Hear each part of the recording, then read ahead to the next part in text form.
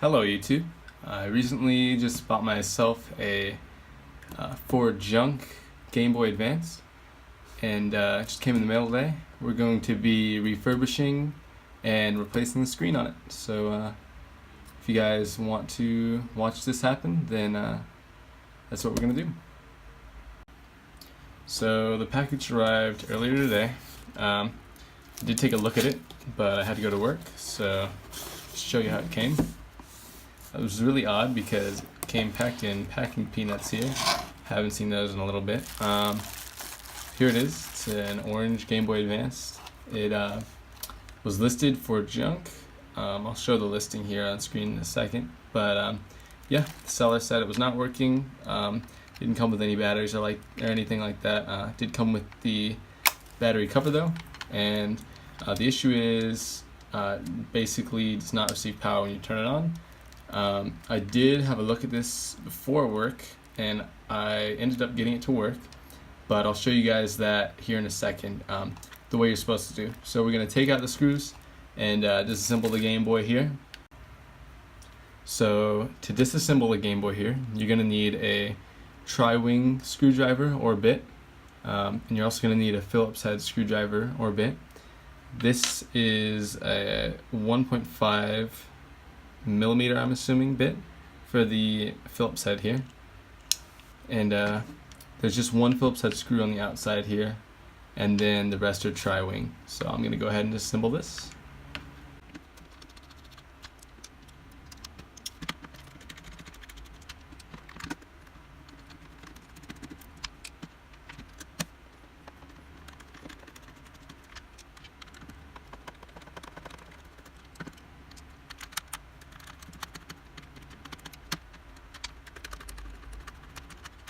Okay, now just put it on the top shelf here. There we go. Now at this stage we have pretty clear access to the power button here. We can go ahead and clean that. For me, like I said, I had a look at this before work. I already cleaned it, but I think I'm going to be desoldering this top lid here. That way I can clean the contacts a little bit better. But to make it a little easier for us, we're going to disconnect the screen ribbon cable. We're also going to unscrew the motherboard from the housing here. So we're going to take off these plastic bits here and the bumpers.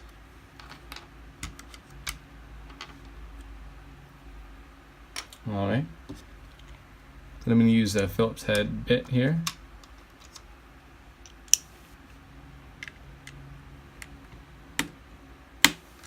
Having a hard time gripping with these bits. Earlier I did have to use a flathead screwdriver for this. Looks like the 2 millimeter bit works.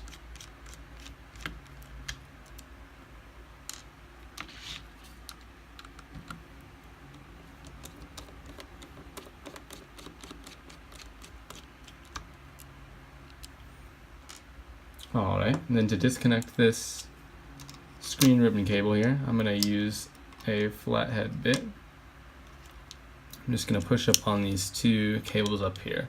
I'll come back with a better angle for you. Okay, here we are with better access to the ribbon cable. So I'm gonna just push these out one at a time, and then the ribbon cable should separate fairly easily. There we go. I'm gonna get in between here with a pair of tweezers.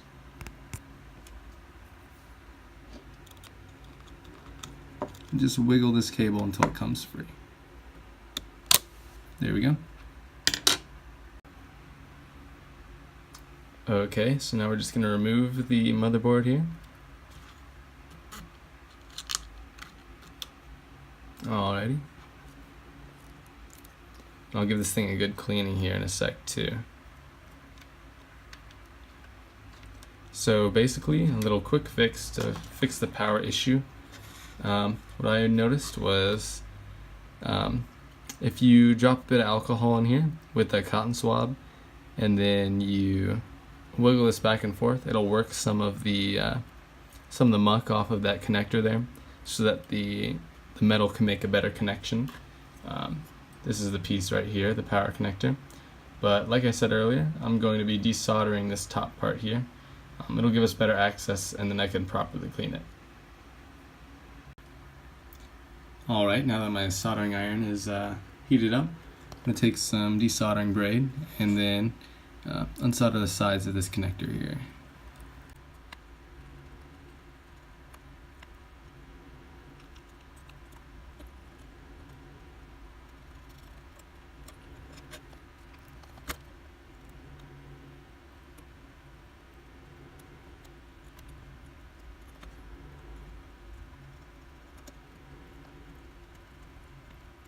Alright, so let's see if we got enough started. Okay, so after a couple of minutes here, I've decided to not desolder this. It's getting a little difficult, and I was getting worried about this little transistor here. I didn't want to desolder that and then, be screwed. So I think I'm just going to leave it on here. I'm going to give it another clean with a cotton swab and some alcohol. This time I'll show you guys how to do it, and then we'll move on. Alright, so what I've done here is I've dampened the tip of a cotton swab here with rubbing alcohol, and I'm just going to dab this against the connector here to hopefully get some of the alcohol to fall in there. And then I'll get both sides here, and then I'm just going to work this connector around to hopefully scuff up the contacts and try to clean them with that rubbing alcohol.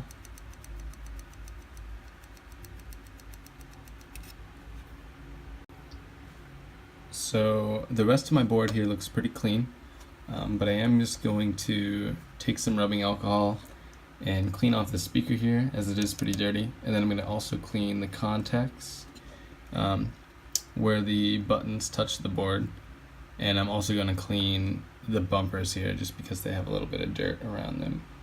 So I'll get to that, and you guys can watch.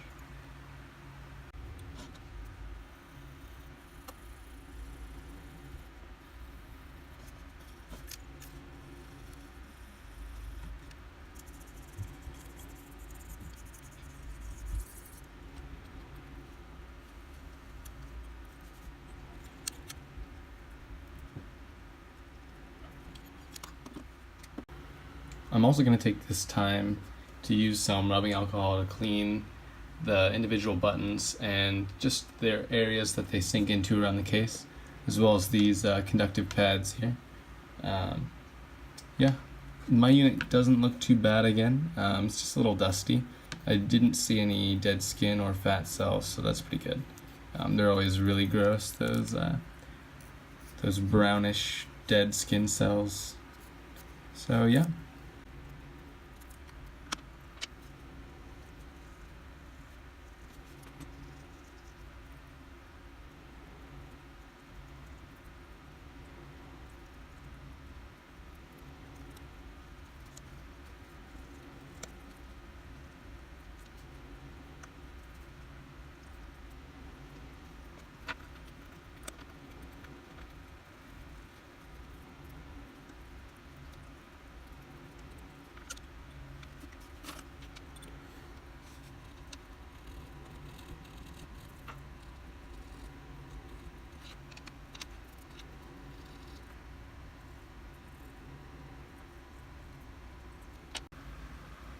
Alright, so I've cleaned up all the buttons and everything.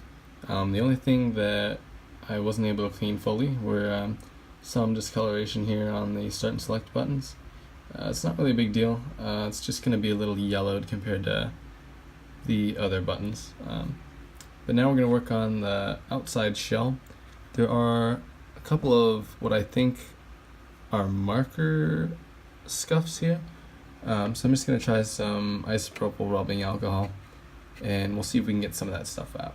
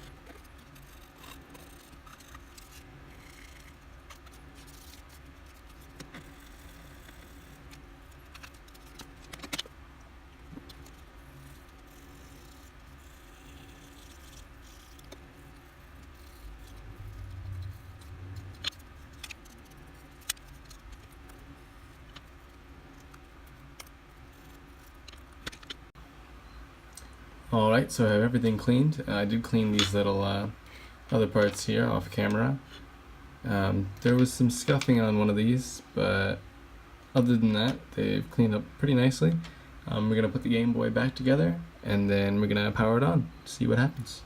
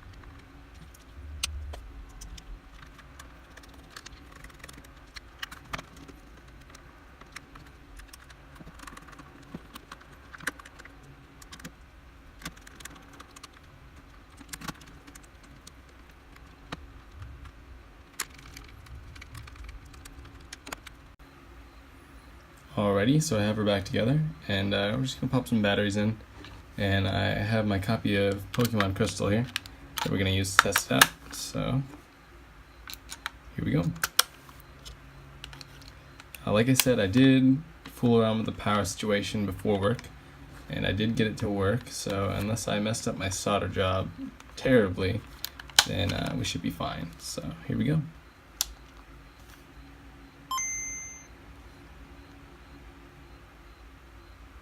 And it looks like everything's doing fine.